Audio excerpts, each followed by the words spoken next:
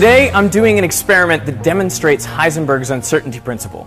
So here I have a green laser and I'm firing it down towards the front of the room through a narrow slit. Now that slit can be adjusted so it could be made narrower or wider. And the laser spot is projected onto a screen behind it.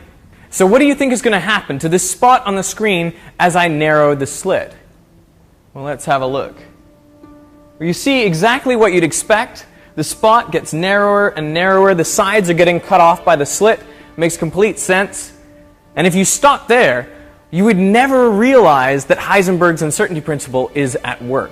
But if you keep going, something strange happens. As you make the slit even narrower, the spot starts to spread out. Isn't that incredible?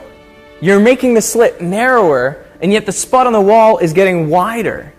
The narrower you make it, the wider that spot on the wall becomes. To understand this, we have to look at Heisenberg's uncertainty principle. Heisenberg's uncertainty principle is normally written as delta x delta p is greater than or equal to h on 4 pi. So what does this mean? Well, it's about the position and the momentum of a particle. So x is the position of the particle and p is its momentum. So delta x is the uncertainty in position and delta p is the uncertainty in the momentum.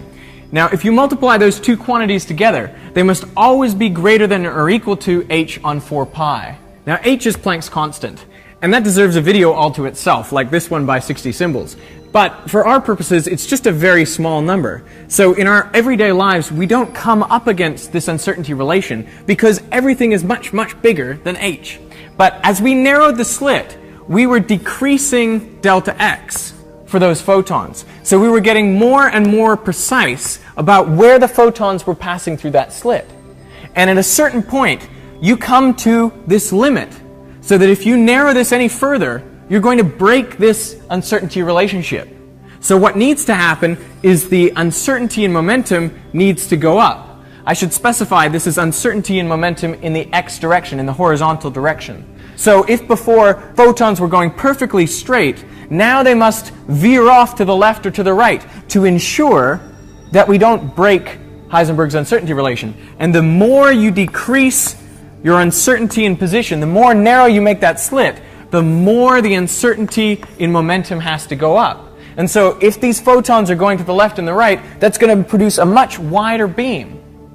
It's really, really non-intuitive, but it's the way the world works. I can't believe that. It must be the sun playing tricks with my mind.